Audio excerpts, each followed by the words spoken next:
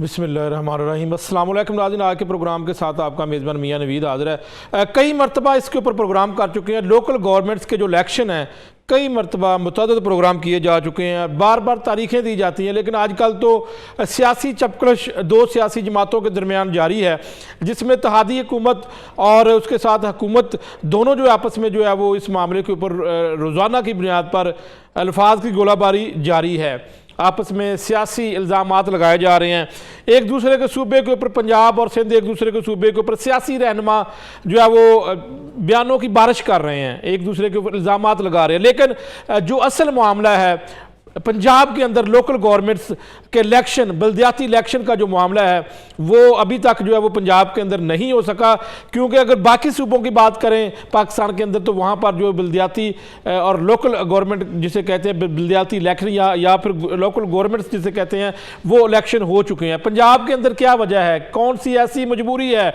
कि पंजाब के अंदर बार बार वादा करने के बावजूद बार बार कहा जा रहा है कि जी ड्राफ्ट पंजाब असम्बली के अंदर भेज दिया गया, अप्रूव हो गया है और अमेंडमेंट की जा रही है, जल्द इलेक्शन करवाए जाएंगे, लेकिन ऐसा नहीं हो रहा। और अगर पंजाब हुकूमत की बात करें तो वो दावा करती है कि कारकर्दगी के लिहाज से इस वक्त पूरे पाकिस्तान के अंदर जो है पंजाब टॉप पे है। अगर आपकी कारकर्दगी बेहतर है और आप डिलीवर कर रहे हैं तो फिर आप लोकल गवर्नमेंट्स के जो इलेक्शन है उससे क्यों जो है वो अब भाग रहे हैं। इसी मामले के ऊपर एक और पेशरफ्त हुई। अब ये मामला जो है वो अदालत की तरफ चला गया है।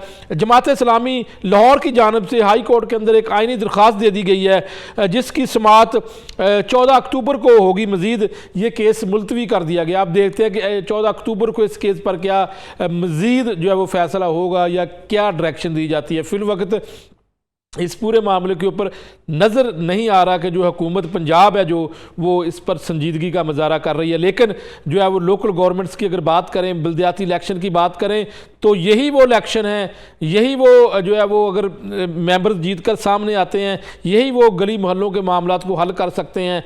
MP MNAs शायद उस तरह नहीं कर सकते। और एक वजह ये भी बताई जाती है कि ये MPs हजरात ही जो है वो बर्दाश्त नहीं करते लोकल गवर्नमेंट्स के इलेक्शन के, उनके नीचे भी कोई जो है वो मेंबर्स आएँ, अपने इख्तियारात को तकसीम नहीं करना चाहते। आज के जो मेरे पैनलिस्ट हैं उनका तारफ़ करवा देता हूँ। मेरे साथ मौजूद हैं सियासी तजियाकार इरफान मुफ्ती साहब, वेलकम कहते हैं आपको प्रोग्राम में। और मेरे साथ मौजूद हैं अरशद महमूद मिर्ज़ा साहब, एग्जीक्यूटिव डायरेक्टर बेदारी सियालकोट, ये भी एक तंजीम है और इन्होंने भी जो है वो बल्दियाती इलेक्शन लोकल गवर्नमेंट्स के ऊपर काफ़ी काम किया है, इनसे भी पूछेंगे। और मेरे साथ मौजूद है gender development expert Bushra Khalid साहिबा, वेलकम कहते हैं जी आपको भी प्रोग्राम में। सबसे पहले इरफान मुफ्ती साहब से ही बात करते हैं। मुफ्ती साहब, आप चूँकि सियासी तजियाकार हैं, क्या मामला है कि पंजाब के अंदर बाकी सूबों की बात कर लें, सिंध KP के वहाँ पर तो इलेक्शन हो चुके हैं, लेकिन पंजाब की अगर बात करें तो इस वक्त पंजाब हुकूमत दावा करती है कि वो डिलीवर कर रहे हैं, कारकर्दगी बहुत बेहतर कर दी है और वफाक में भी उनकी हुकूमत है और आइडियल टाइम है। आपके सामने जो पाकिस्तान इंडिया की जंग थी, उस जंग के अंदर हमने जो है वो जीत हासिल की, फिर उसके अलावा सऊदी अरब के साथ MOU और वज़ीर-ए-आज़म पाकिस्तान, और फिर उसके साथ ही जो है वो इस वक्त आज ही जो एक बड़ा मलेशिया के अंदर वज़ीर-ए-आज़म पाकिस्तान का दौरा, फिर जो है वो MOU सऊदी अरब वाली बात, फिर सदर डोनाल्ड ट्रंप जो है वो अमेरिका के सदर बार बार पाकिस्तान की तारीफ़ कर रहे हैं और वफाकी हुकूमत नून लीग की है, पंजाब के अंदर भी नून लीग की हुकूमत। आप समझते हैं कि आइडियल टाइम है, क्यों इलेक्शन नहीं करवाए जा रहे? जी बहुत शुक्रिया। ये आपने जितनी मिसालें दी हैं बड़ी अच्छी मिसालें दी हैं, लेकिन ये खारजा पॉलिसी की कामयाबियाँ हो सकती हैं। जो पाकिस्तान के जो दाखिली मामलात हैं वो इतने अच्छे नहीं हैं। पाकिस्तान, आपको शायद इल्म होगा राना साहब कि पाकिस्तान में पिछले 2 साल में गुर्बत की शरह में इजाफ़ा हुआ है और जो अभी इदाद शुमार महकमा शुमारियात ने जारी किए हैं उसके हिसाब से कोई 5 यानी 5.8% महंगाई में इजाफ़ा हुआ है, जिसका मतलब है कि ये बात तो हम मानते हैं कि हुकूमत खौफज़दा है। मैं वहीं आ रहा हूँ कि देखिए, हम ये तो मानते हैं कि बाहर से आपके मामलात अच्छे हो रहे हैं और बड़े अरसे बाद बैरूनी आपके जो मामलात हैं वो बेहतर हुए हैं, लेकिन क्या वो वाकई आम लोगों तक पहुंच रहे हैं? नहीं, लेकिन ये उसकी सवाल है। मुआशी सूरत जब बेहतर होगी तो नो डाउट के पंजाब के अंदर भी उसका असर होगा। अच्छा, उसकी अब देखिए, ये मफरूज़ा तो हो सकता है कि जी बाहर से जब पैसा आएगा तो आम लोग तक पहुंचेगा, लेकिन उसके लिए एक निज़ाम चाहिए होता है। अगर वो निज़ाम मौजूद ही नहीं है तो वो जो पैसा जो आप बाहर से कमा रहे हैं या ला रहे हैं, वो कब तक एक आम गरीब शहरी तक पहुंचेगा? मैं आपको सिर्फ 2 इसके हक में दलाइल दे देता हूँ। पहली बात यह है कि जो मुल्क फेडरल या प्रोविंशियल तरीके से गवर्न होते हैं ना, उनमें तरक्याती काम हमेशा देर से होता है और महंगा होता है, क्योंकि उसकी कॉस्ट बहुत होती है। मसलन अगर आपने एक लिया की तहसील या यूनियन काउंसिल में कोई काम करना है स्कूल का या हेल्थ का, और उसके लिए फेडरल ने प्लान करना है या प्रोविंस ने प्लान करना है, तो उसके लिए जितना वक्त दरकार है और जितना उसके लिए अखराजात दरकार हैं वो कहीं ज़्यादा होंगे बनिस्बत उसके कि वो ज़िले सतह पर प्लान हो और वहीं पर वो डिलीवर हो। सो पहले तो यह है कि आप बहुत बड़ी कॉस्ट पे करते हैं जब आप फेडरल या प्रोविंशियल गवर्नेंस लेकर। ठीक है, सूबाई की तरफ आए। अब मैं सूबाई की तरफ, हुकूमत दावा करती है कि वो बहुत काम पंजाब कर रही है और काम किए भी हैं। अब मैं एक बड़ी दिलचस्प बात आपको राना साहब बताऊं। पंजाब मियां नवीद जी मेरे मियां साहब, पंजाब का पिछले 20 साल का जो जीडीपी ग्रोथ है वो इस वक्त पाकिस्तान के पूरे ओवरऑल जीडीपी ग्रोथ से ज़्यादा है, जिसका पंजाब ज़्यादा प्रोड्यूस कर रहा है, पंजाब ज़्यादा कमा रहा है। लेकिन क्या पंजाब की गुर्बत और पंजाब के जो तरक्याती मामलात है वो हल हुए हैं? ये एक बहुत बड़ा गैप है। मैं अभी आपको तज्जिया दे देता हूँ। पाकिस्तान का जीडीपी की जो डेफिसिट है वो 6.5% पर है, और पंजाब का जो डेफिसिट है डेवलपमेंट का वो 9.1% पर है, जिसका मतलब है कि कमा ज़्यादा रहा है सूबा, लेकिन जो खर्च कर रहा है लोगों पर वो उसमें गैप बढ़ गया है। ये हमें सोचना चाहिए कि एक बड़ी कॉस्ट लोग पे कर रहे हैं सिर्फ इस बात की कि हुकूमत तैयार नहीं हो रही कि लोगों के मसाइल और तरक्याती काम अब लोगों के नुमाइंदों से ही हो सकते हैं, और वो मकामी हुकूमतें ही कर सकती हैं। जब तक आप इसको सूबाई चैप्टर पर चलाएंगे नहीं चलेगा। तो ये आइडियल नहीं है सूरत नून लीग के लिए पंजाब के अंदर बल्दियाती इलेक्शन करवाना। नहीं, मैं तो कहता हूँ आप फौरन करवाएं। अगर आप नहीं करवाते तो आप उसकी कॉस्ट ज़्यादा पे कर रहे हैं, और ये कॉस्ट पंजाब के आम शहरी पे कर रहे हैं। हम ज़्यादा टैक्स दे रहे हैं लेकिन हमें जो उसकी बिल्कुल ठीक है। मैं आपकी तरफ मुफ्ती साहब दोबारा आता हूँ। अरशद महमूद मिर्ज़ा साहब, आप क्या समझते हैं पूरे मामले के ऊपर? और पहले मुझे ये बताएं कि आपकी जो तंजीम है इसके ऊपर क्या काम कर रही है? देखिए, हम बुनियादी सतह के ऊपर जो है वो लोगों का जो उनका हक राय दही है उनको लौटाने के लिए हम काम कर रहे हैं। बहुत बड़ी बात है कि हमारा नहीं, लेकिन अगर आप ये काम कर रहे हैं तो आप अभी तक आप अदालत में गए हैं? क्योंकि हुकूमतें तो नहीं मान रही, अदालत के अंदर क्यों नहीं गए आप? हम अदालत के अंदर तो नहीं गए, हम लोगों की अदालत में गए हैं और लोगों को एम्पावर करने की कोशिश की है बहुत ज़्यादा, और उसका नतीजा ये है कि ख़वातीन जिनकी जो वोटर टर्नआउट है वो 40 से 42% रहा है जनरली। हमारा जो ऑपरेशनल एरिया है वहाँ पे वो 65% तक गया है, और लोगों को इस बात की तरबियत दी गई है कि वो अपना फैसला सोच समझ के। अच्छा, चलो ये बता दें कि अरशद महमूद मिर्ज़ा साहब, किस किस प्लेटफॉर्म के ऊपर आपने ये आवाज़ उठाई? हमने लोगों की सतह पे आवाज़ उठाई है, हमने मीडिया में आवाज़ उठाई है, हमने जो पॉलिसी साज अदारे हैं उनकी सतह के ऊपर आवाज़ उठाई है, फैसला साजों के साथ एंगेजमेंट में गए हैं, और हमने उनको कायल करने की कोशिश की है कि जब तक आप लोगों पे एतमाद नहीं करेंगे, लोगों को उनका इख्तियार नहीं दिलाएंगे, उस वक्त तक ना लोगों के मसाइल हल होंगे। ठीक है, ना ये तो बात तय होगी। यहाँ पर मुफ्ती साहब ने भी बताया कि अगर मसाइल का हल है तो वो लोकल गवर्नमेंट के इंतखाब के बाद जो नुमाइंदे चुने जाएंगे उन्होंने करना है। लेकिन असल वजह आप क्या समझते हैं इस वक्त? असल वजह, क्योंकि बार बार वादा किया जा रहा है पंजाब के अंदर। ये तो नीयत का मामला है, सीधी सीधी पॉलिटिकल विल कि क्या हम करवाना चाहते हैं काम या नहीं करवाना चाहते। देयर में भी 2 रीज़न्स। एक तो जैसे आपने बात की कि जो हमारे मुंतखब नुमाइंदे हैं जो सूबाई असम्बली, उनको पता है कि अगर लोग वो तो नहीं करना चाहते, अगर लोग जो हैं वो उनका रुख जो है वो हमारे मुकामी सतह पर नुमाइंदों की जानब होगा तो उनके डेरों की रौनकें जाती रहेंगी। दूसरी बात जो है वो जितने इख्तियारात हैं हमारी ब्यूरोक्रेसी के पास हैं वो भी अपने इख्तियारात से महरूम होना नहीं चाहते। तो बात यह है कि जब लोगों के पास इख्तियार जाएंगे तो कहीं ना कहीं से तो निकलेंगे ना, जो जिनके पास से निकलेंगे वो अपने। अच्छा मिर्ज़ा साहब, क्या सियासी जमातों को फ़ायदा होता है अगर बल्दियाती इलेक्शन करवा लिए जाएं इस वक्त पंजाब के अंदर? तो नून लीग को वैसे सियासी तौर पर फायदा होगा इसका? मैं नून लीग की बात नहीं करता, मैं ओवरऑल सियासी जमातों की बात कर लें। तमाम पॉलिटिकल पार्टीज की बात करता हूँ, क्योंकि ग्रास रूट के ऊपर जो कैडर्स हैं उनका रिश्ता लोगों के साथ जुड़ जाएगा और वो ज़्यादा मजबूत हो जाएंगे, उनकी बात कहने का ज़्यादा अच्छा और मौसर चैनल उन्हें मुयसर आ जाएगा। ठीक है, बुशरा खालिद साहबा, आप क्या कहेंगी? देखिए, पहली बात तो ये है कि जिस तरह से अभी दीगर मुकर्रीन ने इसको आइनी और कानूनी तनाजुर में भी देखा, मईशत के तनाजुर में भी देखा, मैं इस सारे मामले को देखती हूँ इंसानी हकूक़ के तनाजुर में। मैं ये समझती हूँ कि अगर पंजाब के अंदर बाकी सूबों के मुकाबले में लोगों को, अवाम को हक़ राय दही से महरूम रखा गया है, तो ये आइन की ख़िलाफ़ वर्जी है और उनके वसाइल का और मसाइल का जो फ़ैसला होना है, जो तरजीही बुनियाद के ऊपर वहीं के रहने वाले मुकामी लोगों का हक़ है कि वो अपने मसाइल पर बात करें, अपनी नुमाइंदगी दे सकें, तो मैं समझती हूँ कि ये एक आइन की भी ख़िलाफ़ वर्जी है। और दूसरी तरफ से हमारे बहुत से इंसानी हकूक़ के अलामिये हैं, हमारे टारगेट्स हैं जो हमने अचीव करने हैं। आपने शुरू में बात की कि हम पूरी दुनिया के साथ अपने ताल्लुकात को बेहतर कर रहे हैं और उसमें हमारी पॉलिसीज़ बहुत अच्छी जा रही हैं। हमें ये भी साथ साथ सोचना है कि उन्हीं दुनिया के बनाए हुए और आपके मिला कर के बनाए हुए जो मुआहदे हैं, जहाँ इंसानी तरक्की, औरतों की सियासत में शमूलियत, ट्रांसजेंडर के तहफ़्फ़ुज़ के हवाले से, यूथ को नुमाइंदगी देने के हवाले से, और इन तमाम तबकात को जो महरूम भी हैं, बे आवाज़ भी हैं, इनको सियासी धारे में शामिल करना और उनको ये हक़ देना कानूनी तौर पर कि वो अपनी नुमाइंदगी लेकर आएँ और अपने मसाइल और वसाइल की जो जमा तक फ़रीक करनी है वो उनके अपने हाथों से और फ़ैसला साजी उनके इख्तियार में हो। तो हमने उसको, उन टारगेट्स को भी देखना है, ये बहुत ज़रूरी होगा। पॉलिसी सिर्फ ये नहीं कि हमारे बैरूनी दुनिया के साथ राब्ते और ताल्लुकात कैसे हैं। वो तो एक एग्जांपल दी थी कि नून लीग का आइडियल टाइम है। देखिए, रियासत की जिम्मेदारी है कि वो अपने शहरियों को हर तरह का तहफ़्फ़ुज़ भी दे और दूसरी तरफ उन्हें हक़ नुमाइंदगी भी दे। लोकल इसी के ऊपर हक़ नुमाइंदगी की बात मैं करना चाह रहा हूँ कि ख़वातीन को कितने फ़ीसद आप समझती कि आपने इसके ऊपर वर्किंग की है कि उनको वोट डालने का हक है, या वो रजिस्टर्ड हैं, या अभी भी इसके ऊपर काम करने की ज़रूरत है? एक दो चीज़ें मैं ज़रा पस मंज़र की तरफ ले जाना चाहूँगी, वो बयान कर दूँ कि अमूमी तौर पर हम सब का जो समाजी तंजीमें और औरतों के हकूक़ पे काम करने वाली तंजीमें हैं, उनका मुतालबा रहा है कि औरतों को 33% नुमाइंदगी का हक़ हासिल होना चाहिए, ठीक है।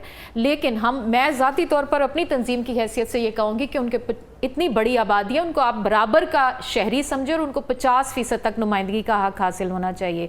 आपकी यूथ बल्क बहुत बड़ी है, इस वक्त 18 से 35 साल के जो नौजवान तबका है वो आपका तकरीबन 47% मखसूस सीटों से ही आती हैं ख़वातीन, उनको भी ऐसा ही होना चाहिए कि इलेक्शन में आए और पूरा परफॉर्मेंस दें और जो है वो हमें लीडर ख़वातीन पैदा करनी चाहिए। मैं सर आपको ये वजाहत कर दूं, ये एक मफरूज़ा है। पहली बात ये है कि हमें इसकी गहराई में जाके देखना होगा कि हमारा पूरा सियासी ढांचा, हमारी सियासी जमातें कितना इनकरेज करती हैं और ओवरऑल सोसाइटी जिसमें ख़ानदान एज इंस्टीट्यूशन शामिल है वो कितना इनकरेज करता है औरतों को सियासी। ये ख़त्म होना चाहिए, यही असल मसला है। नहीं ख़त्म, माहौल बेहतर कीजिए, आप उन्हें रिजर्व पे लेके आए या आप उन्हें जनरल सीटों पे कंटेस्ट करने के लिए एक माहौल बनाए। वो आप देखें ना कि शहरी इलाकों की अगर बात करें तो को एजुकेशन अब चल रहा है, अब तो इतना माहौल जो है वो एडवांस हो चुका है। इसके बावजूद भी ताल्लुक सियासी मामलात के अंदर सियासी तरबियत के जरिए जो सियासी शमूलियत का हक है, ये उसके साथ उसका लिंक ना जोड़ें।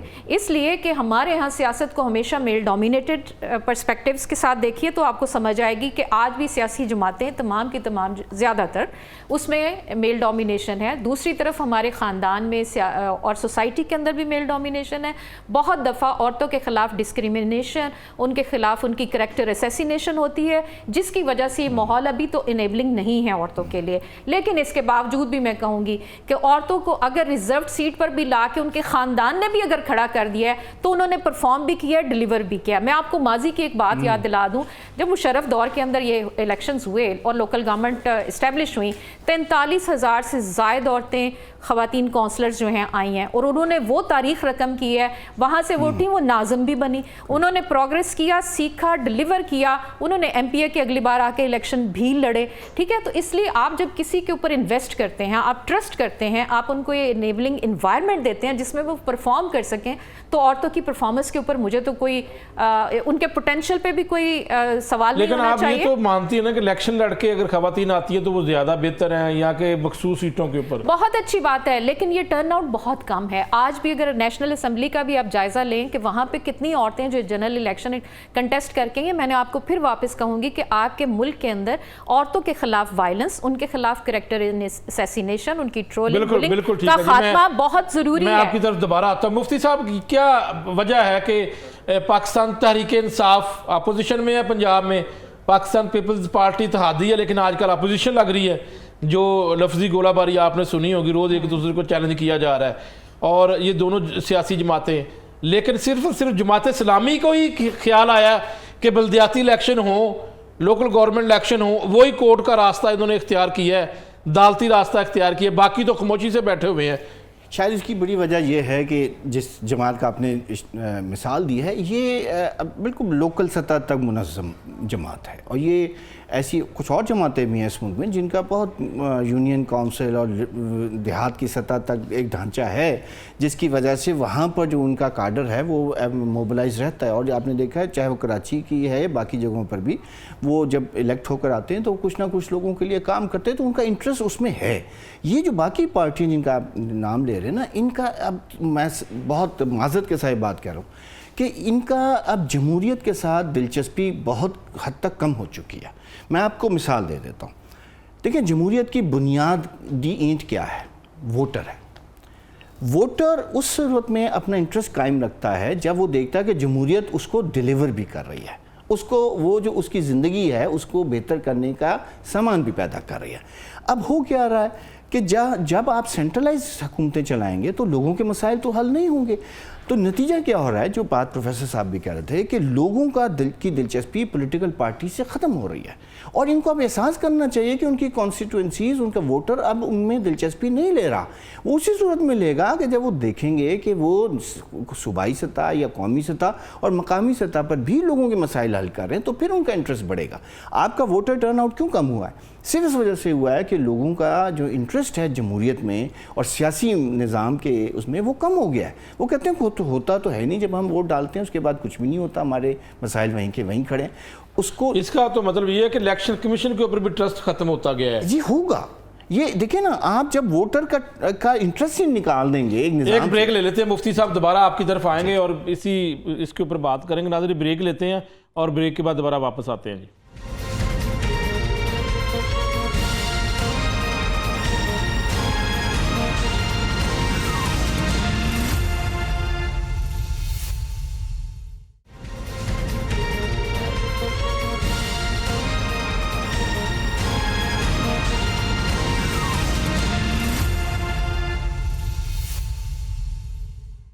Welcome back. नाज़रीन, बल्दियाती इलेक्शन पंजाब के अंदर क्यों नहीं हो रहे? आखिर कौन सी मजबूरी है?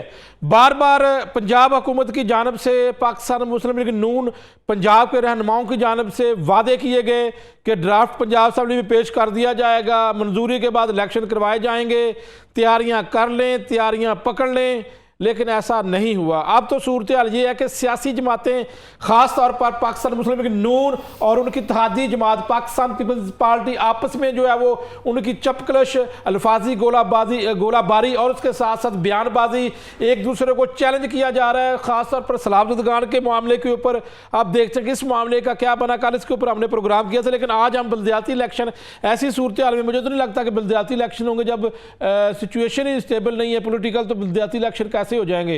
उसके अलावा जो है वो मेंबर पंजाब असेंबली खास तौर पर जो है वो जो इक़्तिदार में जमात है उनके मेंबर्स कैसे होने देंगे, ये भी एक बड़ा सवालिया निशान है। और वैसे कोई भी सियासी जमात जो चाहती नहीं है पंजाब के अंदर के इलेक्शन हो, वैसे बाकी सूबों में इलेक्शन, बल्दियाती इलेक्शन हो चुके हैं। इसी के ऊपर बात कर लेते हैं। मुफ्ती साहब के साथ बात जारी थी। मुफ्ती साहब, अभी तो सूबे बनाने की भी बात जो है वो सोशल मीडिया के ऊपर गर्दिश कर रही है कि सूबे बनाए जाएँ पंजाब के ज़्यादा, तो बल्दियाती इलेक्शन या सूबे बनाएं, तो फिर ये तो ये एक अगले आने वाले दिनों में, सालों में क्या होगा? ये बहुत बड़ी गलती होगी अगर आप छोटे सूबों की तरफ चले जाएं और मकामी हुकूमतें ना बनाएं। क्योंकि देखें, जब आप एक नया सेटअप बनाते हैं, नहीं, ज़िले की सतह पर तो आपका स्ट्रक्चर मौजूद है ऑलरेडी, आपकी एडमिनिस्ट्रेशन भी है, आपके तरक्याती इदारे भी हैं, आपने एक पूरा निज़ाम पिछले 77 साल में ज़िला पर खड़ा किया हुआ है। अब सिर्फ इलेक्टेड काउंसलर्स ने आना है और उस निज़ाम को आप समझते हैं सूबे बेहतर है या जी, बलदियाती इलेक्शन? मैं ख्याल है कि ज़िले हुकूमतें बेहतर हैं। आप अगर सूबे बनाएंगे ना तो आपको एक नया इंतज़ामी ढांचा पहले वहाँ बनाना पड़ेगा। आप अगर चलें 5 सूबे पंजाब के, जैसा वो मैंने सुना है, ये बात हुई है कि पहले 5 बनेंगे, फिर 9 बनेंगे और फिर 13 पर ये जाएंगे, तो पहले आप उन 5 सूबों का एक सूबाई ढांचा बनाएंगे ना, उधर की असम्बलियाँ बनाएंगे, उधर के इंतज़ामी ढांचा खड़ा करेंगे, उसके लिए पूरा एक ब्यूरोक्रेसी का निज़ाम खड़ा करेंगे, फिर जाकर आप नहीं, बड़े बड़े दफातर हैं कमिश्नर ऑफिस के, नहीं, वो तो कमिश्नर ऑफिस को अगर वहाँ की असम्बली करार दे दिया जाए, और वहाँ का जो है वो मियाँ साहब, वो बहुत बाद का प्लान है इनका। पहले इनका प्लान 5 सूबों का है। ये तो प्लानिंग कमीशन ने ये बात की है सबके साथ, हमसे भी की है। तो मैं सिर्फ वो कह रहा हूँ कि आप एक सूबा जब आप बनाते हैं तो उसका गवर्नर बनाएंगे, उसकी असम्बली बनाएंगे, उसकी सूबाई इंतज़ामिया खड़ी करेंगे। वो एक कमिश्नर के लेवल का तो काम नहीं है ना। तो इसलिए मेरा ये ख्याल है कि आप एक बड़ा एक्सपेंस क्रिएट करने जा रहे हैं, उसकी बजाय जो डिस्ट्रिक्ट में ऑलरेडी सब कुछ मौजूद है, पूरा एक निज़ाम है डिप्टी कमिश्नर। लेकिन कहते हैं जी ये निज़ाम फेल हो चुका है, इस निज़ाम को जो है वो, मेरा ख्याल है कि इसके ऊपर काम ही हमारे नहीं, सियासतदान नहीं तस्लीम कर रहे इस लोकल गवर्नमेंट के निज़ाम को। मेरा ख्याल है, अगर आप मेरे से मुझे इजाज़त दें, मेरा ये ख्याल है कि जो ग्रोह इसको को प्रमोट कर रहे हैं, उनके सियासी मफादात तो हो सकते हैं, अवामी मफाद नए सूबों की में नहीं है, बल्कि ज़िले हुकूमतों के सही निज़ाम के साथ ही। ठीक है जी। अरशद महमूद मिर्ज़ा साहब, आप बताएं कि इस वक्त सैलाब ज़दगान की तादाद लाखों में है, और आपको पता है कि पंजाब की तहरीक का बदतरीन सैलाब था ये। लोग बेचारे जो है वो, किसानों की बात करूँगा, ज़ीरो हो गए हैं, यानी कि सारा कुछ तबाह हो गया उनका। ऐसी सूरत हाल में बलदियाती इलेक्शन कैसे हो सकते हैं? देखें, पहली बात तो यह है कि सैलाब ज़दगान की जो सिचुएशन है, अब मैंने ग्रास रूट लेवल के ऊपर जाके देखी है और ख़ुद जाकर लोगों से मिला हूँ, और ऐसा लगता है कि चीथड़े उड़ गए हैं उनके मकानों के, उनकी फसलें बह गई हैं, उनके मवेशी बह गए हैं, उनकी जानें गई हैं, उनका जो घर बार का सामान है हर चीज़ ख़त्म हो गई है, और कुछ भी नहीं, बेचारे जो है वो ख़राज के ऊपर क्या वो मनफी पे आ गए हैं। उनकी मईशत तबाह हो गई है, उनकी माशरत तबाह हो गई है, सारा कुछ हो गया। लेकिन व्हाट इज़ द सल्यूशन? क्या सल्यूशन ये है कि हम जो कुछ अदारे जो हैं या कुछ मुखैर अदराज जो हैं वो जाएँ और उनको 2-2, 3-3 डब्बे जो हैं वो जाके दे आएँ और कहें कि ये तो उनके आंसू पूंछने के मुतरादिफ भी नहीं है। व्हाट इज़ रिक्वायर्ड कि एक सिस्टमेटिक तरीका हो कि जिसमें उनकी रिहेबिलिटेशन की बात की जाए, उनकी रिकवरी की बात की जाए, और वो सिस्टमेटिक तरीका कौन लेके आएगा? वो लोग जो उनके अपने चुने हुए नुमाइंदे होंगे, जो उनके गरीब मोहल्ले के होंगे, जो उनके करीब रहने वाले होंगे, जो उनके दुख दर्द को समझते होंगे, जो कि काबिल रसाई होंगे।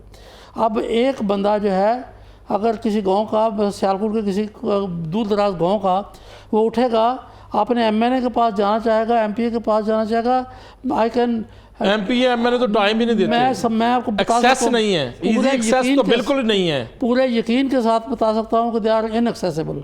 अब जब वो उन तक रसाई नहीं है तो कौन उनकी बात सुनेगा, कौन उनके मसाइल हल करेगा? उसका कंपैरिजन कर लें उस गरीब मोहल्ले के काउंसलर के साथ, उस यूनियन काउंसलर के साथ, उस डिस्ट्रिक्ट काउंसलर के साथ जो उनकी रसाई में होगा, और वो उनके दुख दर्द समझेगा भी, उनकी बातें सुनेगा भी, उनके मसाइल हल करने के लिए उनकी मशावरत से वो मनसूबा साजी कर सकेगा। तो मेरा ख्याल है कोई अमर माने नहीं है इलेक्शन कराने में। और इसके साथ मिर्ज़ा साहब, लोकल सतह के ऊपर अगर इलेक्शन होते हैं तो आप ये नहीं समझते कि सियासी जमातों के जो कारकुन हैं वो लोकल सतह पर भी मुतहरक होंगे और इन सियासी जमातों को भी फ़ायदा होगा?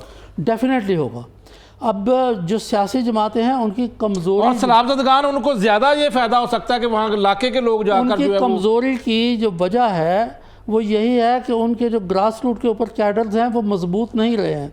अगर वो लोगों की जड़ें जो हैं उन आवाम के अंदर हों, आवाम के साथ करीबी राब्ते में हों, तो कोई भी सियासी जमात हो वो स्ट्रेंथन होगी, मजबूत होगी और आगे चल के उनके फ़ायदे में होगा।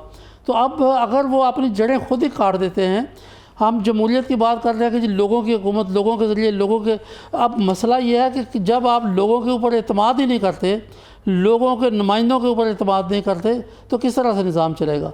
थोड़ा सा अपने लोगों की क़ुव्वत फ़ैसला के ऊपर, उनकी सोच के ऊपर, उनकी फरासत के ऊपर जो है वो एतमाद करना सीखे, ताकि वो लोगों के मफाद में बेहतरीन फ़ैसले कर सकें। बुशरा खालिक साहबा, अभी तो आप पंजाब की अगर बात करें तो वज़ीर आला पंजाब ये खातून है, तो ऐसी सूरत हाल में ख़वातीन के लिए मज़ीद क्या करने की ज़रूरत है पंजाब के अंदर, ताकि जो है वो बढ़ चढ़ कर वो सियासत में भी हिस्सा लें, फलाई कामों में हिस्सा लें, और क्या क्या ख़वातीन के लिए ख़ास तौर पर जो उनके वोट का इंदराज है वो भी हो जाए और इनको पूरा मौका मिलना चाहिए। बहुत, मैं समझती हूँ कि ये खुश आइंद बात है कि औरतों को मौका मिला, सियासी जमातों में वो आई, फिर सियासी अमल के ज़रिए। अभी सिर्फ वज़ीर आला की बात नहीं, उसके साथ बड़ी अहम मुश्किल जी बिल्कुल, वो भी ख़वातीन हैं। और मैंने उनको वैसे देखा है कि काफ़ी हद तक उनके जो मामलात हैं वो उसमें सियासी एक जमातों का अपना मफादात भी होते हैं। उन्होंने एक पूरे निज़ाम के अंदर सरवाइव करना है, डिलीवर करना है।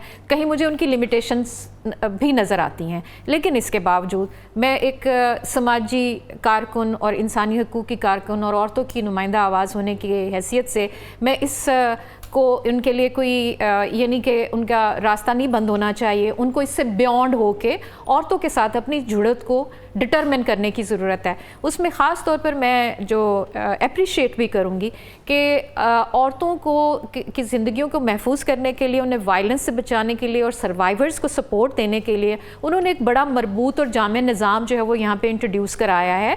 और उसमें मैं ख़ुद उन मीटिंग्स में बैठती हूँ तो मैं समझती हूँ कि वो एक अच्छी पेशरफ्त है। जैसे कि हमारा विमेन डेवलपमेंट डिपार्टमेंट हो गया, या एक हमारी अथॉरिटी है जो विमेन प्रोटेक्शन अथॉरिटी है, उनको उन्होंने काफ़ी रिसोर्सफुल भी किया है। फिर यहाँ पे विमेन पुलिस ऑफिसर्स की अपॉइंटमेंट जो है वो इस हवाले से एक, बल्कि आजकल वज़ीर आला पंजाब कोशिश करती हैं कि आप मुख्तलिफ यूनिवर्सिटियों की अगर बात करें तो ख़वातीन को वाइस चांसलर लगाया गया है, फिर जो है वो हमारे और कई अहम पोस्टों के ऊपर ख़वातीन को डिप्यूट किया जा रहा है, तैनात किया जा रहा है। लेकिन मैं 2-3 मशवरे ज़रूर दूंगी इस सारे को अप्रिशिएट करने के अलावा। एक और बात भी है, सैलाब के हवाले से भी मैं हुकूमती पॉलिसियों को ये नहीं कह रही कि तारीफ़ करूँ, मुकम्मल सब सही है, लेकिन इसके बावजूद नहीं, लेकिन अभी तो लोग मदद के मुंतज़िर हैं ना सर। मदद हो रही है, उसमें समाजी तंजीमें भी जा रही हैं, सियासी हलकों से भी लोग जाते हैं, लेकिन ये ख़वातीन भी फोर फ्रंट पे जाकर उन्होंने हालात का देखा है और किया है। मैं ये नहीं कह रही, मैं ये कह रही हूँ कि ये इससे ज़्यादा, कई गुना ज़्यादा उनकी मदद की ज़रूरत है और होना भी चाहिए। चंद एक इक़दामात हैं जो बहुत ज़रूरी हैं और उनको बहुत तरजीही बुनियादों पे। नहीं, ये बात दुरुस्त है कि एनजीओज़ को फंड्स देने की इजाज़त नहीं है, फंड्स देने की इजाज़त नहीं है इंटरनेशनल तौर पर नहीं, अब मिलते हैं। अच्छा, मिल रहे हैं। इससे पहले कुछ इंतज़ामी अमूर ज़रूर ऐसे थे कि जिसमें इकोनॉमिक अफेयर्स डिवीज़न की एक इन्वॉल्वमेंट थी और स्टेट बैंक को भी इंस्ट्रक्शंस थी कि स्क्रूटनी होनी चाहिए, रजिस्ट्रेशन होनी चाहिए इन एनजीओज़ की, फिर वो वसूल कर सकती थी। हाँ, वो आप इंटरनेशनल तौर पर अभी आपके ऊपर कोई पाबंदी नहीं है? इस वक्त तो कोई पाबंदी नहीं, इस वक्त फंड्स लिए जा सकते हैं। ठीक। मैं 2-3 बातें और कहना चाहती हूँ। मैं जब इलेक्शन कमीशन की भी बात हो रही थी तो मैं ये ज़रूर कहूँगी कि मैं इलेक्शन कमीशन का पूरे रोल को जब देखती हूँ तो उसमें से एक कंपोनेंट जो है मैं अप्रिशिएट करना चाहूँगी, और वो है औरतों की CNIC की रजिस्ट्रेशन और वोटर रजिस्ट्रेशन के हवाले से इलेक्शन कमीशन ने खासा काम किया है, जिससे कि हमारा मर्दों और औरतों के अंदर जो जेंडर गैप था वो काफ़ी हद तक रिड्यूस हुआ है और बड़ा बल्कि सिग्निफिकेंटली रिड्यूस हुआ है। अभी तकरीबन जो हमारी फिर भी कोई तकरीबन 1.5 करोड़ औरतें हैं जिनके पास CNIC नहीं है। 1.5 करोड़? जी अभी भी पंजाब के पूरे पाकिस्तान के अंदर, पूरे पाकिस्तान के अंदर। तो यहाँ पर इलेक्शन कमीशन का एक रोल अच्छा रहा है। वो समाजी तंजीमों के साथ अलहाक करते हैं, घर घर जाके आइडेंटिफिकेशन होती है और वो अपनी गाड़ियाँ भी भिजवाते हैं, अपने दफातर को भी, नादरा के दफातर को भी उन्होंने साथ अलायंस किया हुआ है। सवाल है एक बड़ा इंपॉर्टेंट बीच में निकला ही बात। अच्छा, मेरी 2-3 बातें थी, अगर आप सिर्फ इसको भी ऐड कर लें कि अभी क्योंकि आपकी एनजीओ है और आप काम कर रही है, कोई अभी भी पंजाब के अंदर ऐसा इलाका है कि कहीं खवातीन को वोट डालने की इजाज़त ना हो? चंद एक मिसालें होती हैं, बहुत छोटी मिसालें होती हैं, इसलिए कि कवानीन बहुत सख्त हो गए हैं।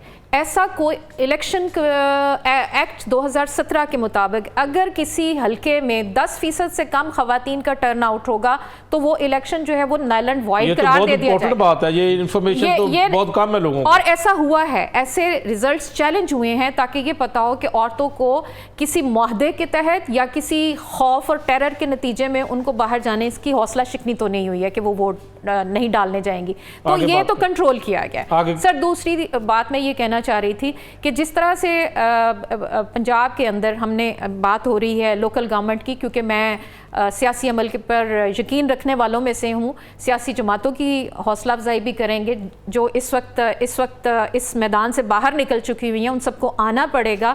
और सियासी जमातों के अंदर हो या इलेक्शन के ज़रिए या कवानीन साजी के हवाले से जमूद सबसे ज़्यादा ख़तरनाक चीज़ है। और जो हमें यहाँ नज़र आ रहा है कि सियासी जमातें अवामी एस्पायरेशंस को मद्देनज़र नहीं रख रही और उनकी तरजीहात कुछ और तरफ जा रही हैं, तो मैं समझती हूँ कि उनको वापस लौटना है। जिस तरह से भी इरफान साहब ने कहा, यहाँ के इंतज़ामी कानूनी ढांचों को डिसेंट्रलाइज कीजिए, नीचे लोगों तक लेकर आइए, गली मोहल्ले तक लेकर आइए। यही तो सवाल है ना, कैसे करें? 3 दफ़ा तो हल्का बंदियाँ कर चुके हैं हम। सर हल्का बंदियाँ भी होती हैं और भी फॉर्म्स भी जमा हुए हैं पिछले अरसे के अंदर, सियासी जमातों ने कुछ शुरू भी किया, लेकिन हमारा मुतालबा ये है कि डायरेक्ट इलेक्शन कराए जाएं, पार्टी बेस पे होने चाहिए, फौरी होने चाहिए, ताकि लोकल गवर्नमेंट जो है वो अपने अवामी नुमाइंदों के साथ अपना काम जो है वो जारी कर सके। इस वक्त ब्यूरोक्रेसी के ज़रिए इंतजाम ये सब लोकल गवर्नमेंट चल रहा है। अच्छा, आपको लगता है कि कहीं ब्यूरोक्रेसी रुकावट है इस पूरे मामले के अंदर? देखिए उनकी भी अपनी तरजीहात और मफादात होते हैं, हो सकता है कि ज़रूर हो सकता है। ठीक है। अच्छा सर, 2 बातें और ले लीजिए। जब आप बाकी गेस्ट भी हैं, मैं उनका बड़ा एहतराम करती हूँ और वो तो आए भी सियालकोट से हैं, मेरे बड़े मेहमान हैं, बड़े दोस्त हैं। सर बात यह है कि आपने पूछा कि और क्या तवक्कुआत हमारी आज की इस वज़ीर आला से, चूँकि वो खातून हैं तो हैं। मैं ये समझती हूँ कि पंजाब के अंदर अभी भी छोटी उम्र की बच्चियों की शादियाँ हो रही हैं और हम इसके ऊपर बहुत गहरी नज़र रखते हैं कि कानून साजी के ज़रिए इसको रोकना है या समाजी तब्दीली के ज़रिए रोकना है। तो हमें ऐसा लगता है कि फौरी तौर पर इस तरह के डिस्क्रिमिनेटरी लेजिस्लेशंस जो है उनका खात्मा करके प्रोग्रेसिव लेजिस्लेशंस लेकर आएँ और जो छोटी उम्र की बच्चियों की शादियों का कानून है वो फौरी तौर पर ये कानून लाया जाए। बड़ी इंपॉर्टेंट बात है जी, ये कानून लाया जाए जी। आगे चलते हैं। मिर्ज़ा साहब आप ये बताएं कि अभी सूरत हाल ये है कि मुझे ये सिर्फ बता दें कि इसमें आप भी चूँकि NGO चला रहे हैं, तो ये फ़ंड्स का जो मसला आपको दरपेश तो नहीं है या डोनर्स आपको फ़ंड्स मुहैया कर सकते हैं? अब ये बड़ी ही टेढ़ी और बड़ी मुश्किल बात है। ऐसा नहीं होता है कि आसानी से कोई बंदा जो है या कोई अदारा जो है वो किसी अदारे को फंड्स मुहैया कर दे। इसके लिए अपने आपको अपना केस जस्टिफाई करना पड़ता है, क्यों आपको पैसे चाहिए, किस मकसद के लिए चाहिए, किस तरह से करेंगे, क्या आप लीगली कंप्लाइंट हैं कि नहीं है, क्या आपका अकाउंटेबिलिटी का सिस्टम है कि नहीं है, क्या नहीं, ये तो शफाफियत तो होनी चाहिए ना। शफाफियत, लेकिन ये पाबंदी क्यों लगी थी, इसके पीछे भी आपको पता ही क्या मुहरकात थे। हाँ वो तो ज़ाहिर है, पाबंदियाँ इंटरनेशनल प्रेशर भी था, FATF की पाबंदियाँ थी, EAD के ज़रिए से जो है वो ज़रूरी करार दिया गया कि आप MOU के पास जाएँ। और अगेन उसमें जो है बहुत सारी वो क्या कहते हैं कि देयर आर मैनी स्लिप्स। अब तो NGO बनाने के ऊपर भी पाबंदी है शायद, कि नहीं वो पाबंदी ऊपर होगी है, खुल गई है। मुश्किल है, खासा मुश्किल है। आप एक बैंक अकाउंट जो है वो खोलना आपके लिए आसान नहीं है। बैंक अकाउंट जब तक ना हो आप आगे चल नहीं सकते हैं। रजिस्ट्रेशन, और ये कितना मुश्किल काम है वैसे? सर अब मैं इसको किस तरह से क्वांटिफाई करूँ कि कितना मुश्किल है। क्योंकि ये बिल्कुल फ्लाई काम है, अगर जो लोग फ्लाई काम करते हैं। इसमें सितम ज़रीफ़ी मैं आपको बता देता हूँ कि जब सारा नॉर्मल हालात होते हैं ना, तो NGOs को बहुत बुरा भला ये वो उल्टा पलटा कहा जाता है कि जी ये ऐसे हैं, ऐसे हैं। जब भी कोई आफत आती है तो सबसे पहले जो ये तो की जाती है ये बात तस्लीम NGOs करते आएँ हैं और आके काम करें। अब मैं मतलब अब मेरा, लेकिन आपको फैसिलिटेट कितना किया जाता है हुकूमत की जानब से, हुकूमतों की जानब से? नहीं, वो ज़्यादा अच्छी फैसिलिटेशन नहीं है, सीधी सी बात है जी। ये मैं आपको बताऊं कि जिस तरह से पिछले सालों में कम से कम 10 से 15 साल ये हमने बहुत मुश्किल दौर गुजारा है कि हमारे फंड्स अप्रूव भी हो जाते थे लेकिन वो हमारे अकाउंट्स तक काफ़ी मुश्किल काम है। तो यहाँ पर ब्रेक ले लेते हैं जी नाज़रीन, दोबारा आते हैं वापस ब्रेक के बाद।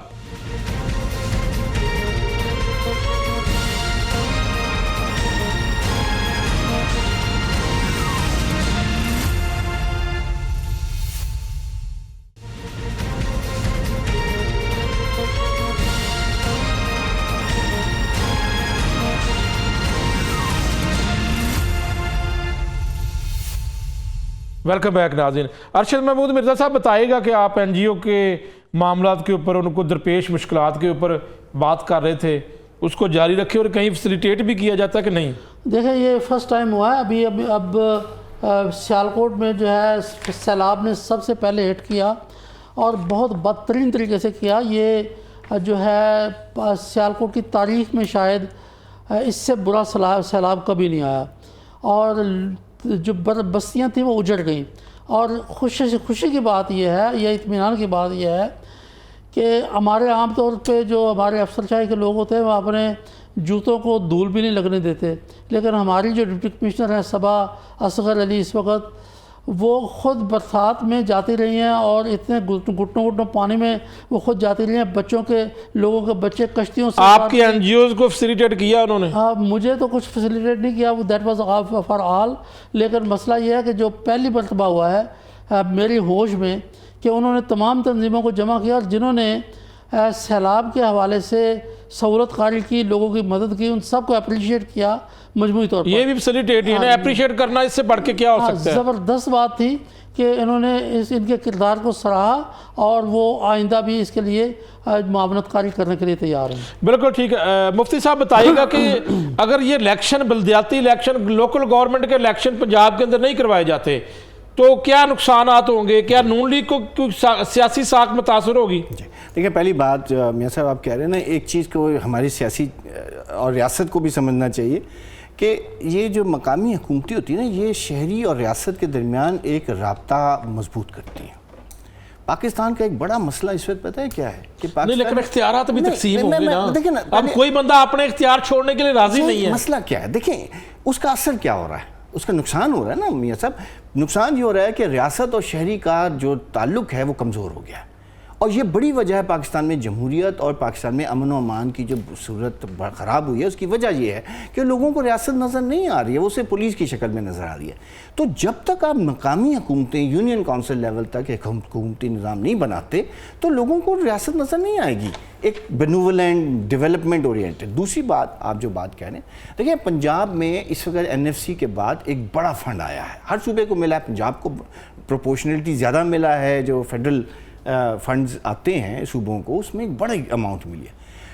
क्या वो बड़ी अमाउंट सिर्फ चीफ मिनिस्टर और उसकी कैबिनेट के लोग ही इस्तेमाल कर रहे हैं या वो एक्चुअली एक प्रोविंशियल फाइनेंस कमीशन के ज़रिए डिस्ट्रिक्ट के नुमाइंदगान को ट्रांसफ़र होने चाहिए ताकि वो तय करें कि अपने डिस्ट्रिक्ट का उन्होंने किस तरह से डेवलपमेंट का बजट इस्तेमाल नहीं, लेकिन उसमें DC और ACs भी तो है ना, वो भी लगा रहे हैं फंड। तो ये रियासत यूनियन काउंसिल की सतह पर। अब मियाँ साहब आप सही कह रहे हैं, वो रियासत के नुमाइंदे हैं लेकिन लोगों के नुमाइंदे तो नहीं है ना जो उसका फैसला। आप कह रहे हैं कि लोगों के नुमाइंदे इस्तेमाल करें। जब तक लोगों के नुमाइंदे यूनियन और डिस्ट्रिक्ट लेवल पर या तहसील लेवल पर नहीं होंगे, वो जो फंड जो इतनी बड़ी तादाद में आए हैं वो लोगों तक नहीं पहुंचेंगे। अच्छा, अवामी नुमाइंदे और ब्यूरोक्रेसी, अगर दोनों में क्या फ़र्क है? आप समझते हैं कि फंड्स का शफाफ तरीके से इस्तेमाल अवामी नुमाइंदे करेंगे या ब्यूरोक्रेसी? अवामी नुमाइंदे अकाउंटेबल तो है ना, किसी को कोई तो उनको पूछ कुछ कर सकता है ना।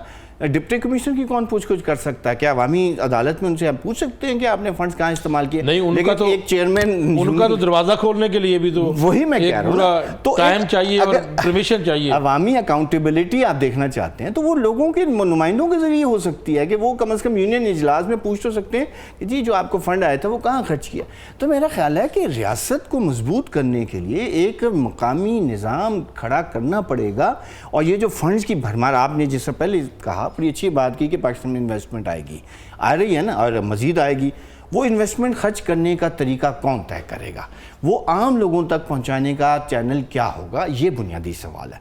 हमारी नज़र में वो निज़ाम मकामी हुकूमतें ही बना सकती हैं कि जब फंड आएंगे तो कैसे लिया में या भक्कर में या हमारे यहाँ एक बड़ी प्रैक्टिस चल रही है कि हमारे जो MPs हजरात हैं वो इस तरह के कामों में, थाने कचहरियों के कामों में जो है वो लगे होते हैं और वोट कहते हैं जी वोटर ऐसे उनकी तरफ मायल होता है कि उनके ज़ाती काम, उनके थानों के काम। तो क्या ये काम अब जो है वो ये काम करने के हैं? वो भी चंद लोग ही होते हैं जो उनके गिर्द गहरा तंग रखते हैं और उनके साथ फ़ायदे उठाते हैं।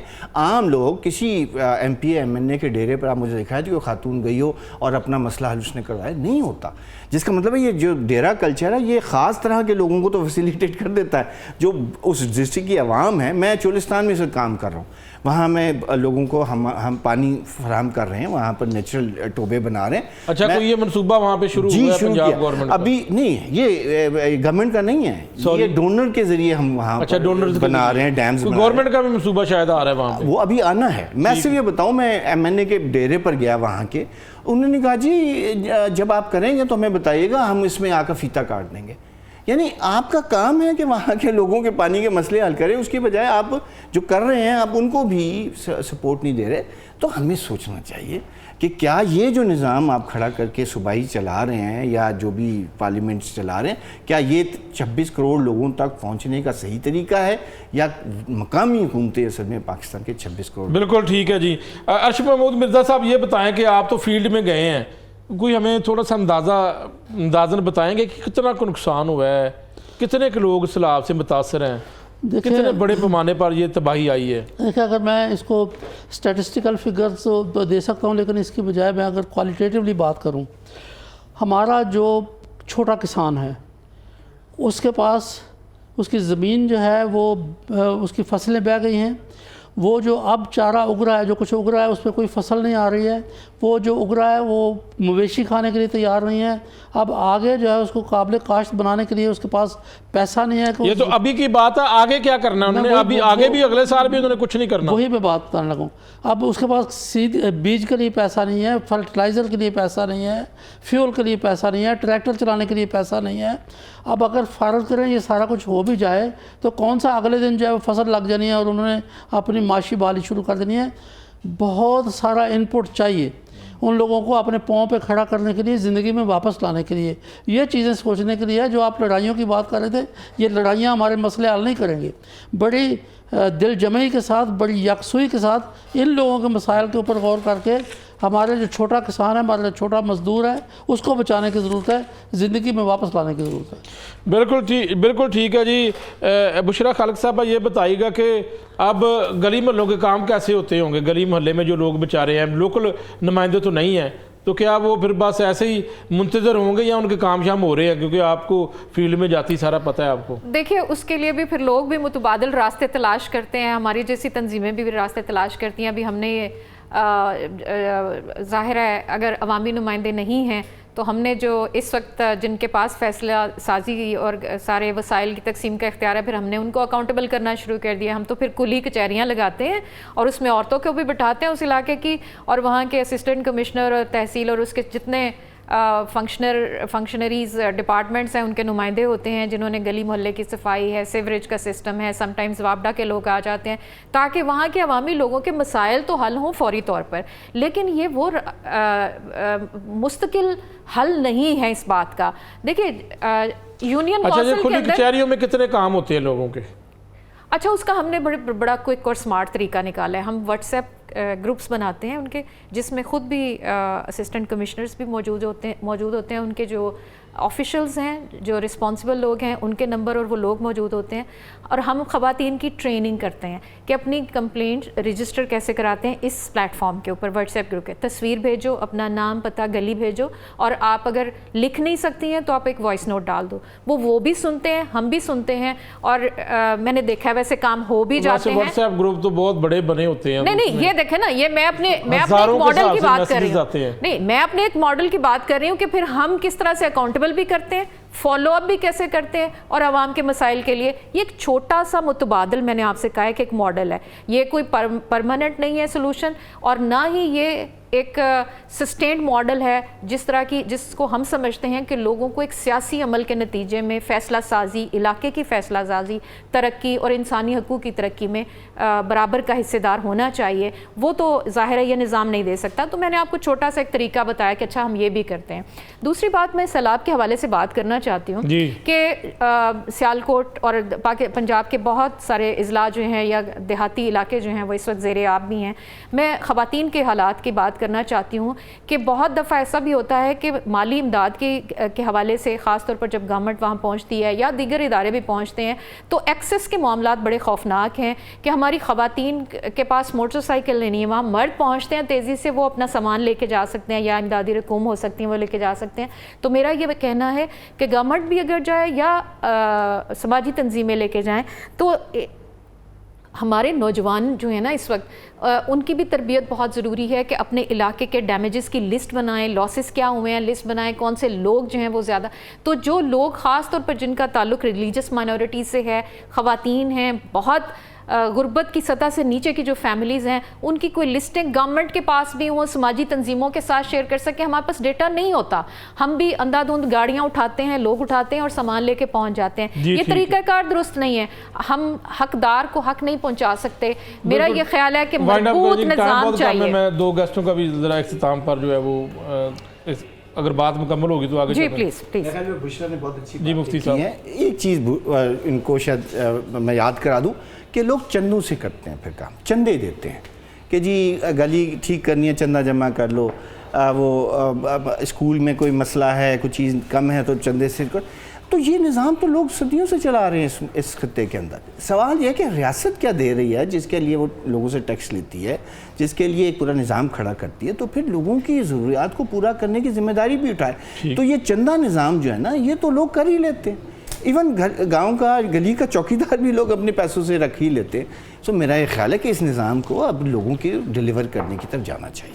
जी अरशद महमूद साहब, लास्ट जो कंक्लूड मैं करना चाहूँगा वो ये है कि जो मिस बुशरा ने बात की है कि जी हमारे पास जो है वो अदाद शुमार नहीं होते लोगों की समाजी और माशी हालत के बारे में कि वो कहाँ पे हैं।